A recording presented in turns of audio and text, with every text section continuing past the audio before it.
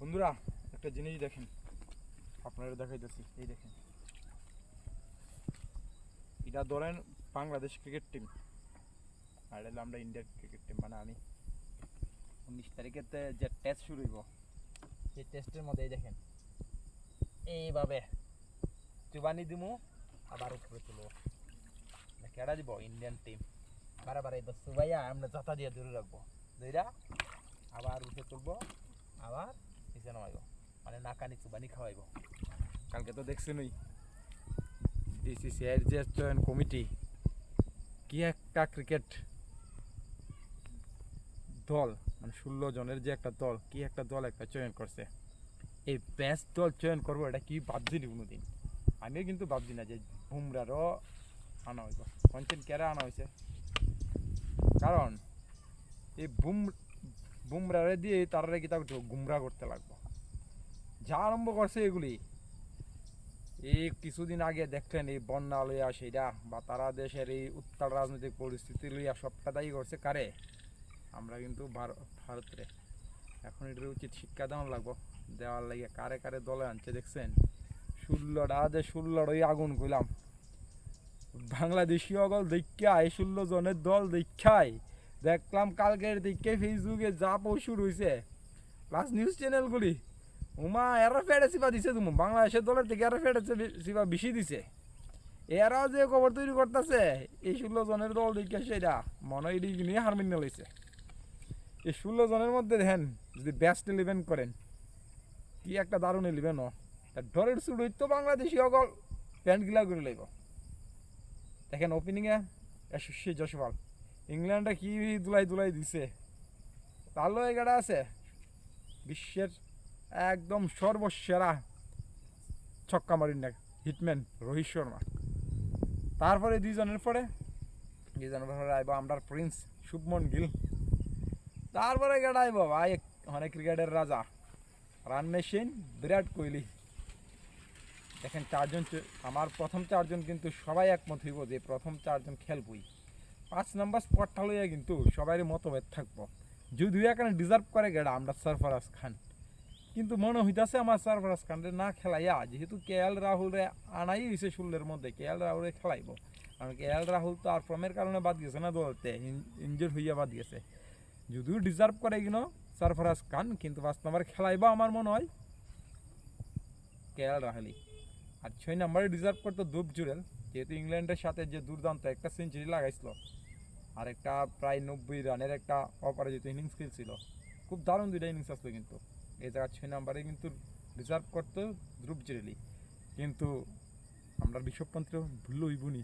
ভাবেন ওই গাবা টেস্টের কথা, বা কতগুলি ইংল্যান্ডের সাথে, বা কত হারা ম্যাচ একাই জিতে লইছে। যেহেতু সে দলে আইছে, তা আমার মনে হয় ধ্রুব জুরেলের জায়গায় 6 নম্বরে খেলবো মনে হয় ঋষভ পন্থী। তারপরে শুরু হইব আমরা কার? আমরা শুরু হইব যে বলার অলরাউন্ডার আছে, বিশ্বের সব থেকে ভালো বলার অলরাউন্ডার যদি থাকে আমার মনে হয় সেটা হলো ভারতের। যদি পেয়েছে এখন হার্দিক পান্ডিয়া নাই, স্পিনের মধ্যে কারা আছে? স্পিনের মধ্যে দেখতে 7 নম্বরে থাকে যারা, 7 নম্বরে আমরা পিছনে কই তার রবীন্দ্র জাদেজা, বাহ ব্যাট বল দুইটাই কিন্তু তুফান। তারপরে 8 নম্বরে আমরা আর অশ্বিন, ব্যাট বল দুটাই কিন্তু কার্যকরী। আর 9 নম্বরে আমার মনে হয় কুলদীপে খেলাইতে পারে। আর কুলদীপে না খেলাইলে আমরা বাপুই কিন্তু সেরা ব্যাট বল ফিল্ড তিনি। কারণে এখন গত 2 বছর ধরে দেখেন টেস্ট হোক, ওডিআই হোক, ওয়ানডে হোক, আর T20 হোক, সপ্তাহে কিন্তু সবচেয়ে ভালো পারফরমেন্স দিতে আছে আমরা এই বাপুই। কিন্তু মনে যাচ্ছে কুলদীপে খেলাইতে পারে। তারপরে 9 গেলে আর বাকি থাকে দুইটা হলো পেসারের।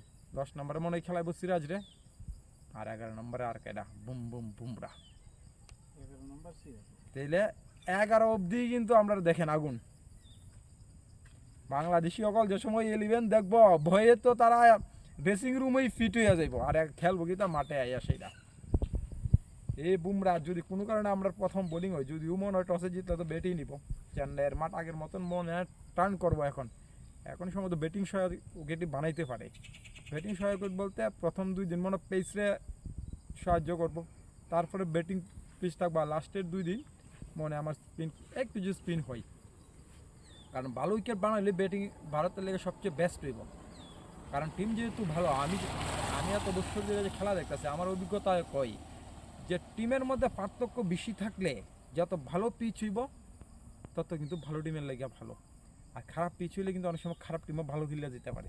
তাই আমার মতে বিসিসিআইয়ের উচিত পিচ কিউরেটররে কোন যে একটা মোটামুটি একটা ভালো ব্যাটিং সহায়ক একটা উইকেট বানানোর, তাইলে বাংলাদেশিরা দেখে জুনিয়ে দেব। প্রথমে যদি দেখেন কোনো কারণে যদি বল আয়ে বুমরা, তারা ব্যাটিংয়ে কে নামবো? মুমিনুল হক, তার কোনো হকই থাকতো না পিছিয়ে দাওনের। প্রথম বলেই তারা এমন ইয়ারকার দিব, তার গিল্লি উড়ে তার ড্রেসিং রুমে হারাইব। তার সাথে গাড়াইব নাজমুল হোসেন শান্ত। হ্যাঁ, শান্ত 2 বা 3 শান্ত রে অশান্ত অনের আগেই বুমরা তারে কি করবো উপরে একদম উপরে বালাইব। তারপরে আছে কেডা? সাদমান ইসলাম। এই কোনো কারণে বল যদি একটু 20-25 ওভারে যদি রিভার্স শুরু করে, তাহলে আমরা মীরা ভাই মানে সিরাজ কি কাজ করবো ভাবেন। তারপরে যদি লিটন দাস আয়ে, হুজুনিত লিটন দাসের সাথে কি শত্রুতা আছে সিরাজের, বল একটু রিভার্স হইলে দেখবেন এর অস্টামটা কীভাবে উড়াই লেগে গেছে, লিটন দাস বুঝতেই না কিন্তু। তারপরে আর কাটা আছে বুইরা মুশফিকুর আর সাকিব, এই দুইটারে স্পিনই কাবু করে লইব।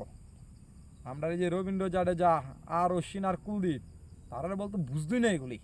আর বাকি আছে ট্যালেন্টার আর মেহেদি হাসান, যদিও মেহেদি হাসান ভালোই খেলতেছে, কিন্তু আমার মনে হয় না ভারতে এই বোলিং অ্যাটাকের সামনে তারা কোনো দাঁত কামড় দিয়ে ফাঁকতে পারবো। এগুলি সব ড্রে দেখবেন 100-150 রানের ভিতরে অল আউট করে দিব। এরপর যদি ভারতের ব্যাটিং আয়া দেখেন, বাপরে বাপ, বিশ্বের 2টা কিন্তু সবচেয়ে বেস্ট ওপেনিং ব্যাটসম্যান আমরা ভারতে। একটা কেডা? আমরা সুশীল জয়সওয়াল। এত কোনো ডিফেন্সের কোনো এরিয়াই নাই, T20 হোক টেস্ট করে হোক উদ্দা মাইরের রূপে তাহে। তারপরে আছে আমরা হিটম্যান রোহিত শর্মা। এই 2জন থেকেই তো পার পাইতো না, এই 2জনই তো এমন ফিটার হালাইব দেখবেন একদিনে 90 ওভারে রান করবো 400, 450, 500। আর বাকিরা তো আছেই, প্রিন্স আছে, আমরা আর রাজা আছে, মানে বিরাট কোহলি আছে, তারপরে KL রাহুল আছে, আর বাকি তো দেন কিন্তু ব্যাটিং এমনকি আমরা বুমরাহ কত বালা গেলে, তাহলে আমরা মিনিমাম কত রান করুম?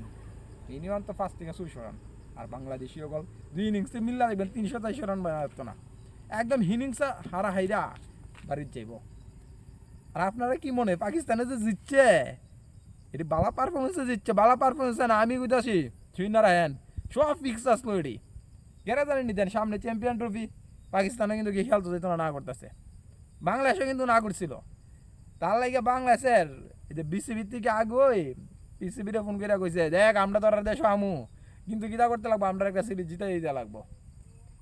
ওই বাংলাদেশ রে তারা আর পক্ষে রাহুল লাগিয়া কি করছে জানেন নি, ওই দেন এরা খারাপ কিল্লা, নিজেরা খারাপ কিল্লা 2-0 সিরিজ জিতে দিয়েছে। মানে কিতা করতে লাগবো, এরা পক্ষে রাখতে লাগবো বিসিবিরে, প্লাস ওই চ্যাম্পিয়ন ট্রফির লাগিয়া যাতে আয়ে রাজি থাকে তার লাগিয়ে বাড়াইতে লাগবো। তার লাগিয়া নাইলে পাকিস্তানের মতন দল এই বাংলাদেশের লগে হারে, এটা কল্পনা করেন যা। আবার ডিক্লিয়ার দিয়েছে দেখছেন নি কি অবস্থা, এত কি হামুরি রান হয়েছিল পাকিস্তানের তো অনেক পুরা ফিক্স আসলো। এটা ওখানে বুঝা যাইব ইন্ডিয়ার লগে কেমন খেলে, ইন্ডিয়ার লগে তো নাকানি চুবানি খাইব, ওই বোতলের মতন জলে যেমন ডুবাইছি দেন এমন খাইব, আসলে বুঝবো। আচ্ছা আমি যে 11 চুজ করছি, কেন 11টা কেমন হয়েছে, যদিও কিন্তু আমি জানি আপনারা 3টা জায়গা লয়ে আপনার সাথে আমার মতো পার্থক্য থাকতে পারে, 1 নম্বর স্পট 6 নম্বর স্পট, কিন্তু 5 নম্বর 6 নম্বর তুই ধ্রুব জুড়েল আর সারফারাজ খান ডিজার্ভ করুক, তারাই কিন্তু ইনজার্ড হয়েছিল দেখি তারার জায়গা তারা ঢুকছে। তার লাগে আমার মনে হয় যারা আগে খেলছে ইনজুরি বাদ গেছে তারাই চান্স থাকবো। আর কুলদীপার আমরা যে বাপু, এই বাপুর জায়গা লয়ে আমিও কনফিউশনে আছি। আমার মনে হয় উইকেটটা যদি একটু ফ্ল্যাট হয় তাহলে কুলদীপ দিব, আর উইকেটটা যদি একটু টান থাকে একটু স্পিন হয় তাহলে মনে বাপুরে খেলাইব। 3 পেসার খেলার সম্ভাবনা খুবই কম, কারণ ভারতে 3 পেসার খুব কমই খেলা হইতেছে। ইংল্যান্ড সিরিজে যে গেছে দেখলাম বেশিরভাগই 2টা পেসারই, আর 3 পেসার খেলাইলে আবার ভারতের ব্যাটিং অর্ডারটা দুর্বল হয়ে যাবে দেখেন। কারণ ব্যাটিং যারা আর যারা বোলিং আছে আর বাকি আছে কেডা, আকাশদীপ, এস দয়াল, তারা কিন্তু এত ব্যাটিং নেই, ব্যাট করতে পারে না কিন্তু।